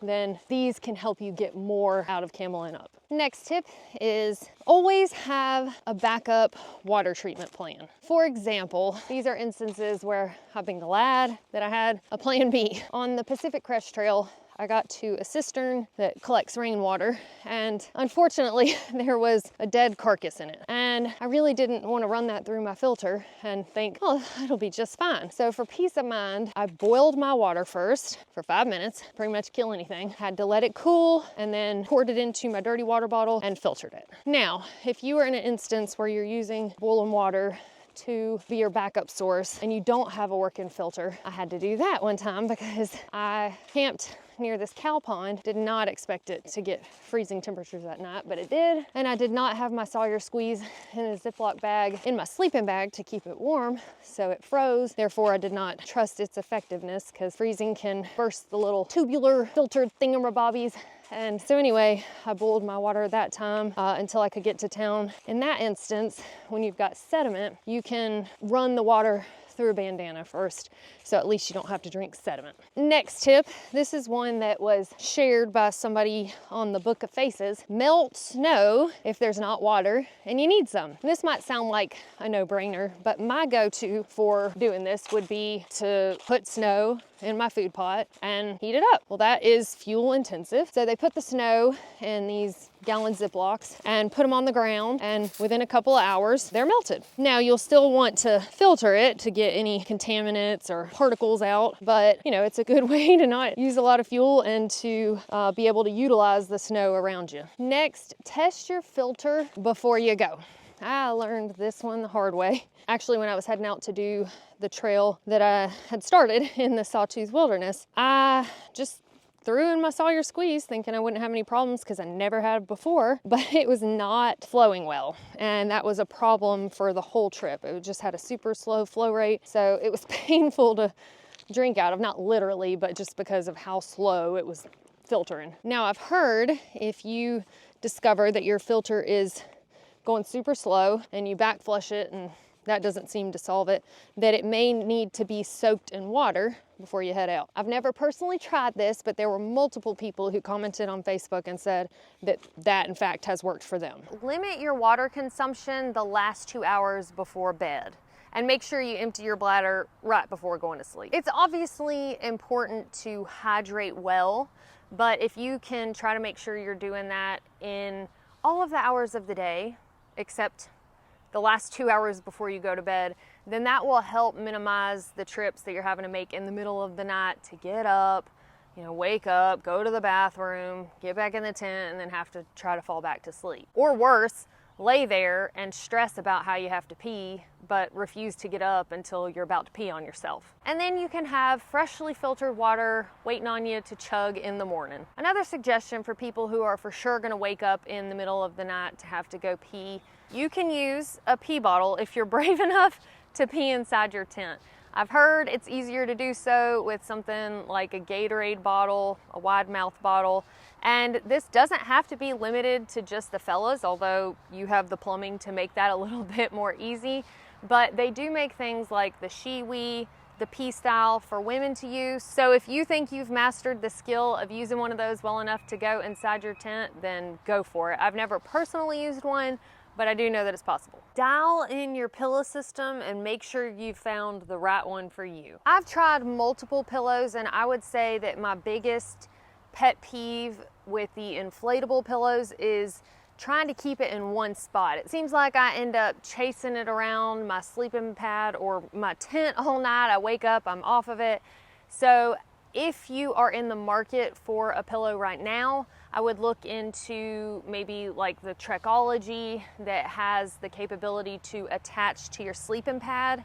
That way it more or less stays in one spot. What I have found works personally best for me so far is a Dyneema stuff sack from Z-Packs. It also has a fleece liner on the inside, so it doubles as my clothing bag. I like things that have dual purpose. And then when I get to camp, I just flip it inside out, have that fleece on the outside to sleep on, and then stuff all the clothes that I'm not currently wearing in that stuff sack, roll it up, and that acts as my pillow. Now, I'm not somebody who is a big pillow person in normal life anyway, so if pillows are really important to you, then this might not be enough floof for you. Don't overinflate your sleeping pad.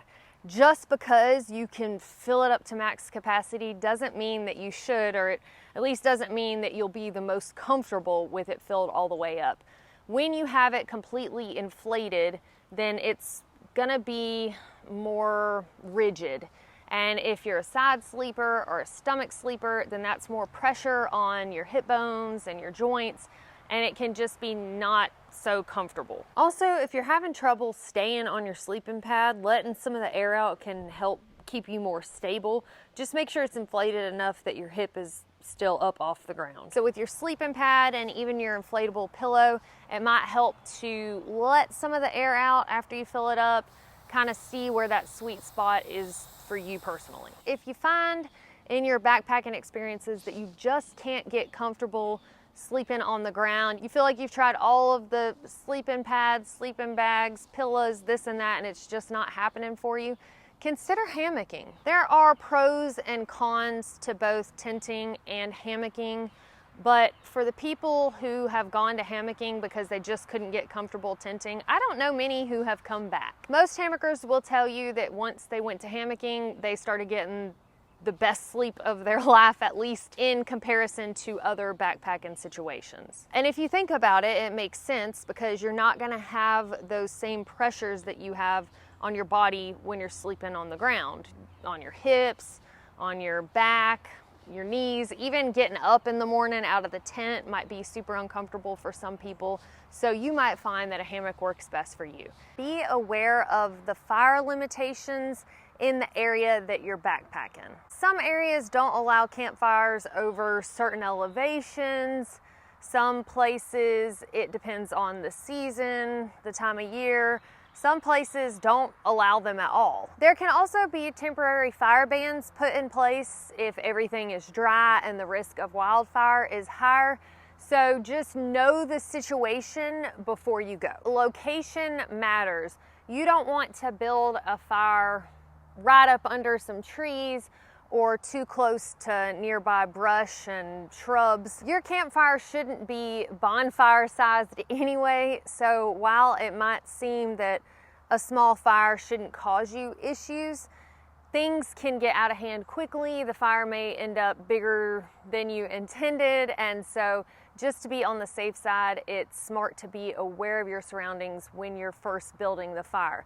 You also don't want to set up too close to people's shelters or your own shelter, tents, or hammocks, because stray embers can pop off and end up burning a hole through your fancy tent or tarp for your hammock. Also, in the mind of protecting your gear next to a fire, puffy coats will have a hole in them with a quickness if you sit too close to the fire, or sometimes, again, if you end up being the recipient of one of those popped off embers. When choosing your location, because of leave no trace principles, minimizing your impact, it's preferable if you can choose an area that already has an established fire ring instead of creating a new space to have a fire. If there isn't an established fire ring, but the area says that you are welcome to build a fire, then doing so on a bare surface where there's dirt makes more sense than in an area where you're going to cause more of an impact. Having a good fire starter can really get things going if you're having trouble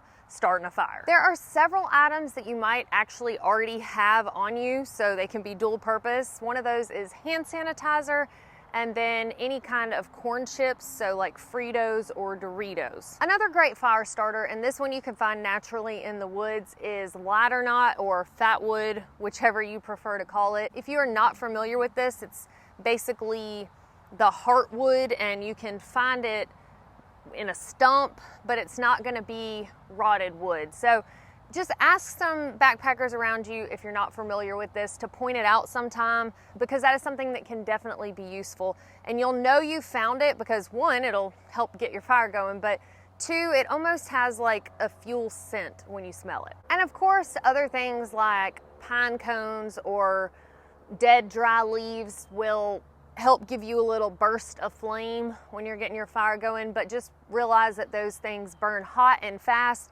so they're not gonna last any length of time. It helps if you have your tinder, kindling, and fuel wood already set aside there at the place where you're building the fire before you ever start building it. If you're not familiar with these terms, tinder is any wood that's really like the size of a lead pencil, so really your fine little toothpick pieces of wood. The kindling is gonna be anything that's like thumb size or smaller, and then your fuel wood will be things that are about the size of your wrist, or if you've got a really scrawny wrist like me, then maybe the size of your arm. But if you have it all right there with you, ready to go, it just makes things much more peaceful. You're not scrambling around for little bits of wood, and also you're not having to go and leave your fire unattended to get bigger pieces. Green wood does not do well for making a fire, and anyway, you shouldn't be hacking off limbs of live trees.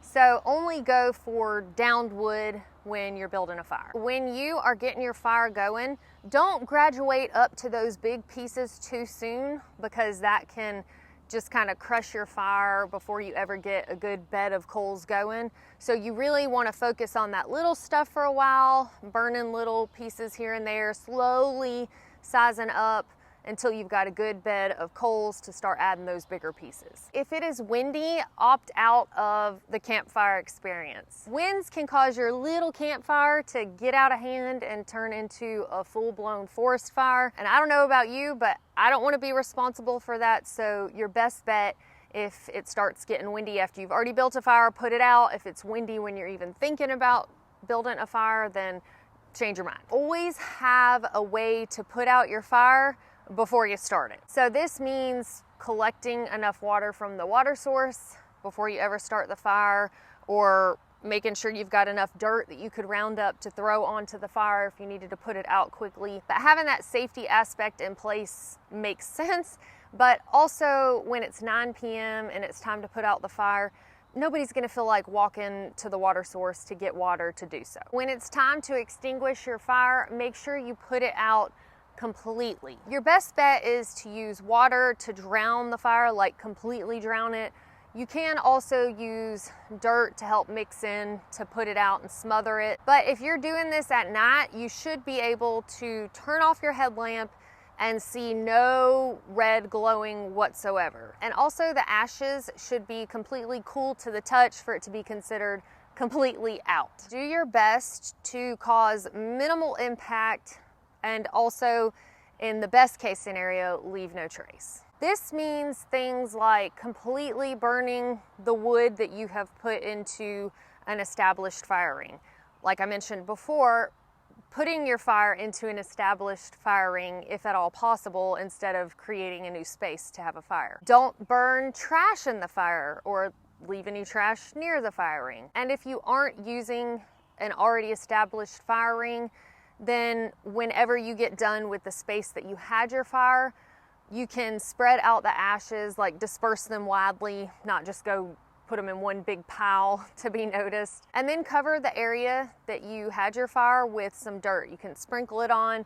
Just try to smooth everything out leave a fire ring area nicer than you found it, and if at all possible, make it look like nobody ever had a fire there if somebody were to walk up the next day. My next tip for clothing is if you find yourself having chafing issues, switch up your britches, because that might be a leading reason why you're having those chafing issues. You might need to go from something that's loose to something more fitted, like compression shorts, or I like to hike in leggings. Or maybe you're in something tighter and you need to go to something more loose that gives you more aeration down there. And your underwear may also be an issue. Some people definitely love to have underwear, and some say they can't wear it because they get too much chafing. So anyway, if you're having those issues, I would start with switching up your clothing on your lower half. If you find yourself nervous about clothing selection, then just remember you could test it out on a day hike. I was so stressed before the AT about, am I gonna have enough clothing to stay warm? Am I really gonna only have an outfit to hike in and an outfit to sleep in, and like embrace that stink? So take something with you on a day hike and see how it works out for you. That layering plan, make sure that you're staying warm during the day and comfortable, you're not dealing with chafing. Then for the clothing situation at night, a way to have a no stress situation while you're testing it out is backyard camp. And make sure that in your sleeping bag setup with your shelter, that the clothing that you've chosen is going to keep you warm throughout the night. Because in that situation, if it doesn't, then you could go back inside and try again another night, or go back inside and switch out to a different option and then, you know, go back to the tent and try it out. But that's always an option, having the ability to test things out in a less stressful type situation where you can always go to your car or go home. Next, select fabrics that are antimicrobial.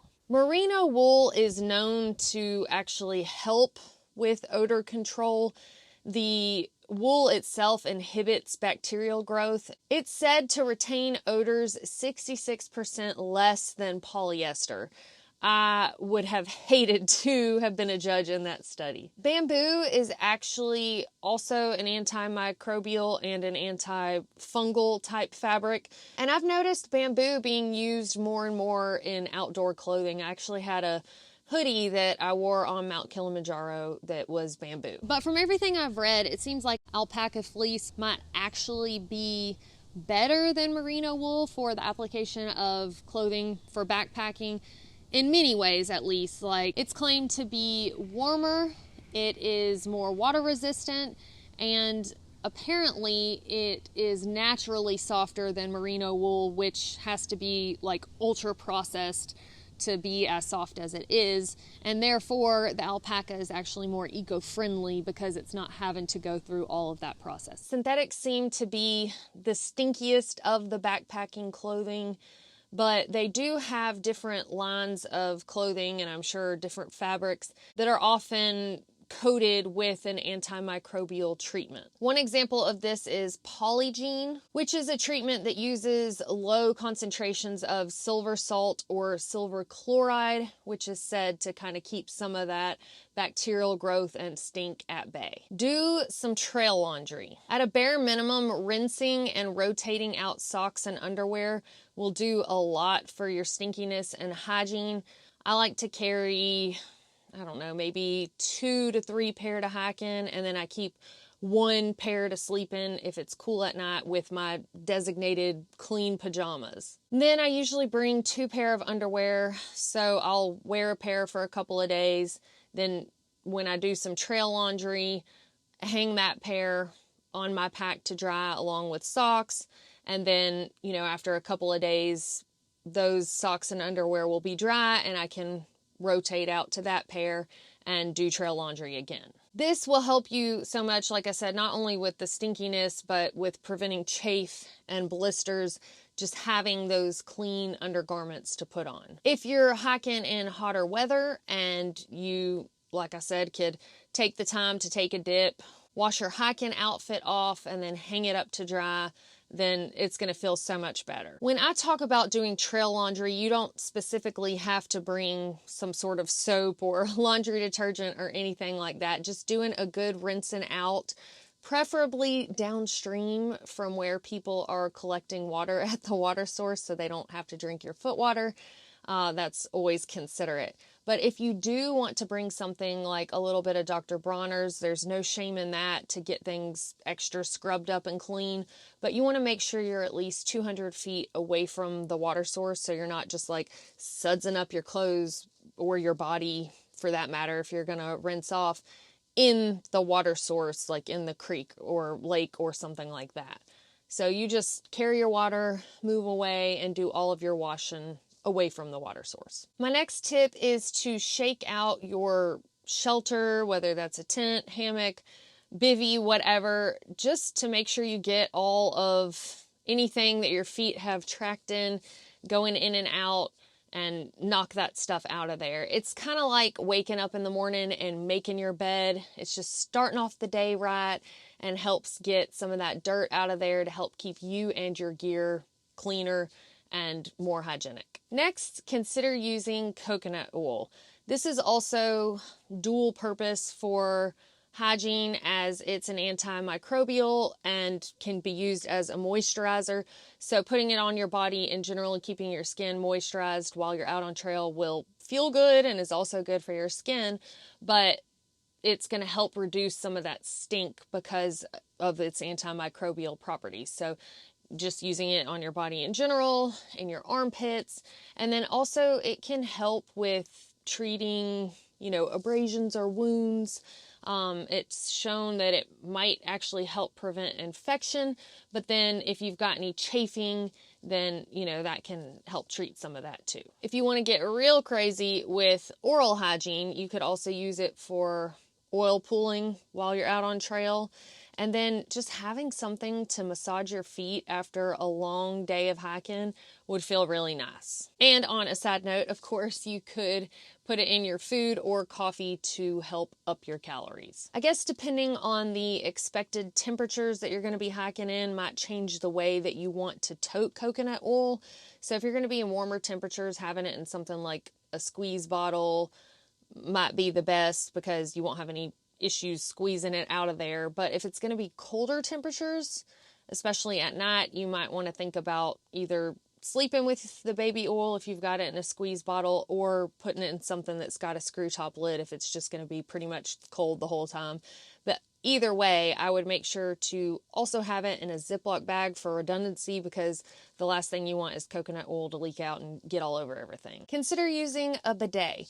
This is something that I still have not tested out personally, but in normal life even, a bidet is the best way to care for your booty hole as far as hygiene goes and getting it the cleanest. With toilet paper, you literally are just kind of smearing it around until you wipe most of it off, and baby wipes are a little bit better because you do have some sort of like soap and water, but a bidet is like a shower down there. If you're interested in this option, they do have some attachments for water bottles, so it's super lightweight.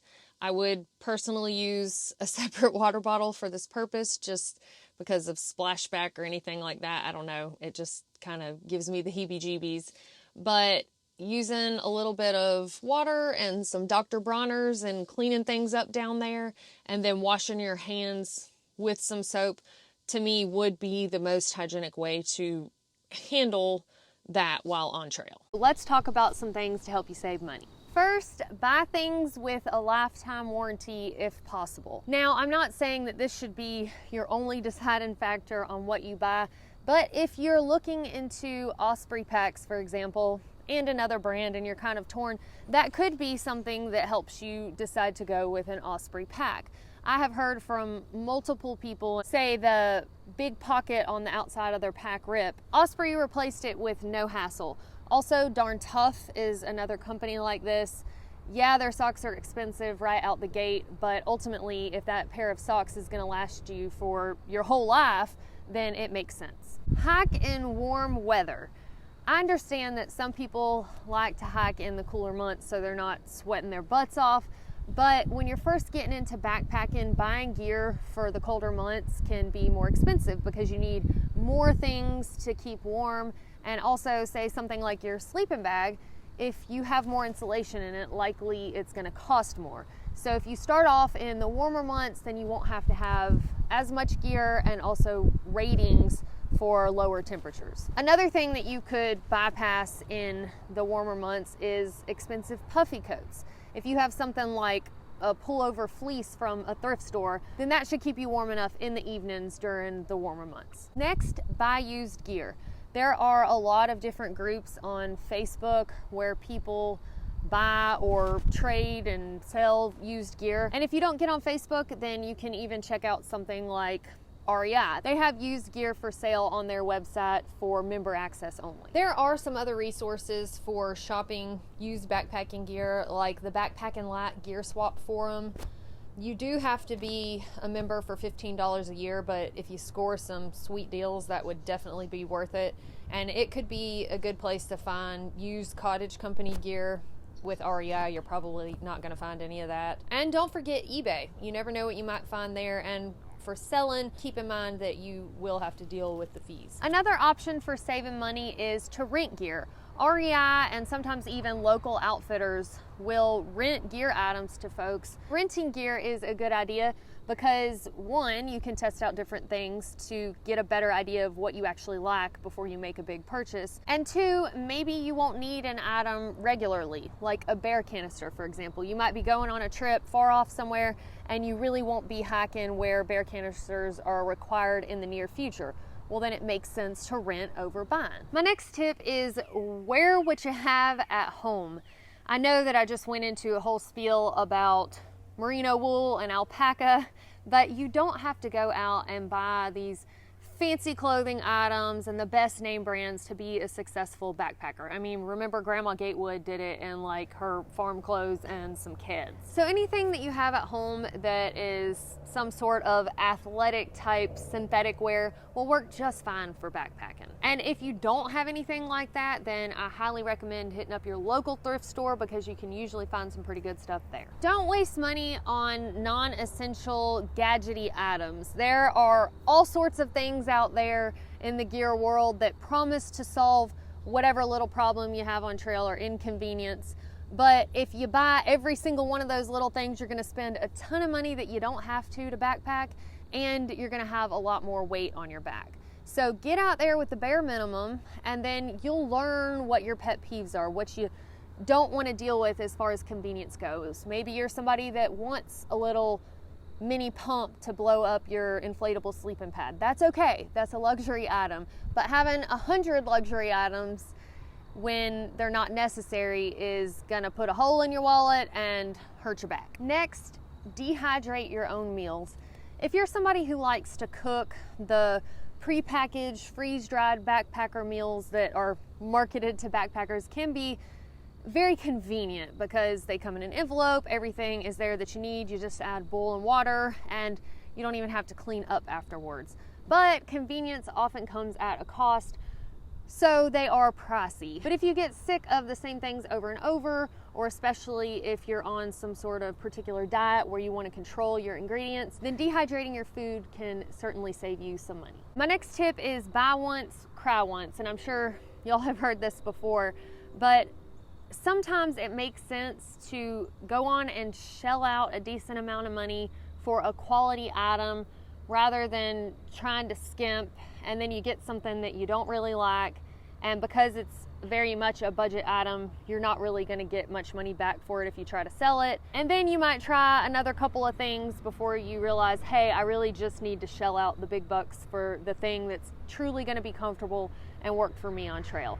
So while there is a fine line between trying to get something within your budget, sometimes it makes sense to go on and put out top dollar for that item one time and then you're done. Well, until it wears out. Next, once you have your gear dialed in, do not watch gear videos. Now, I know that this tip could make my views go down, but in the spirit of saving money, this is the best idea. Because if you're the person that has a hard time resisting the new and greatest thing, then watching all of these gear videos and reviews about the newest, shiniest thing might put a hurting on your wallet. So use your gear until it wears out, or at least sell the thing that you have and don't want before upgrading. Next, if you find out a piece of gear that you have just isn't working for you, then try to sell it as quickly as possible. before the next new shiny thing comes out and it's kind of irrelevant. That way, one, you'll get more money for it than you would if you wait, possibly. Two, you'll have that money sooner to look at an upgrade or some sort of additional backpacking item.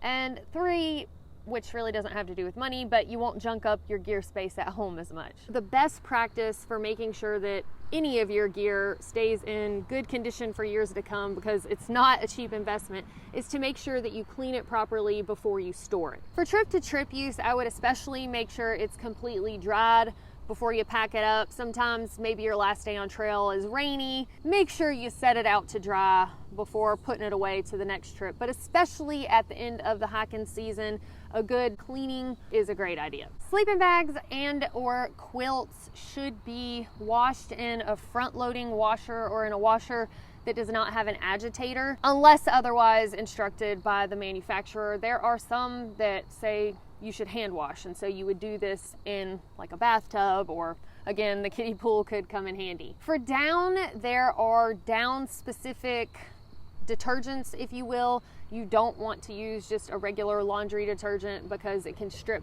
the down of its oils and cause it to not be so poofy and fluffy and insulating to you. If the idea of putting your expensive quilt or sleeping bag in the dryer makes you nervous, I don't blame you.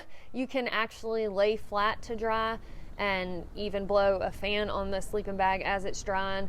And then you'll notice that the loft will start lofting up, but during that process, ever so often go by and separate the down and just keep doing that until it's reached its full loftiness again. It might take a little while, but it'll get there. When storing a sleeping bag or a quilt, you 100% with this item do not want to store it squished down in a stuff sack or a compression sack. Instead, I would recommend getting a cotton cloth laundry bag, just one of those really big bags, and then place it in there where it can still be fluffed up to its max.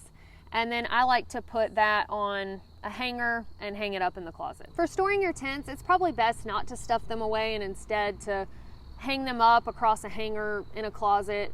But if you must stuff them away, then for Dyneema, from what I seem to have landed on finally, they say that the best thing to do is to fold it, roll it, and then put it in the stuff sack. I've been known to just stuff all of my shelters, but I have been corrected. So for nylon tents or tents made out of other materials, stuffing is what you want to do, so you're not continuing to fold and roll the tent the same way and therefore crease it and wear it out on that same line over and over. But when in doubt, again, contact the company that created your shelter and they should be able to give you the best practice for either stuffing or folding and rolling. Rain gear. Your raincoat, rain pants, rain skirt, whatever you have, can be washed with Nikwax TX Direct. And this is a product that will actually kind of give a little reboost to the DWR coating or waterproof coating on your rain gear. And that's always a good idea to kind of boost that from season to season, because eventually that stuff can wear down. It will give you instructions on how to do this in your washer machine, so you can check that out for all of the details.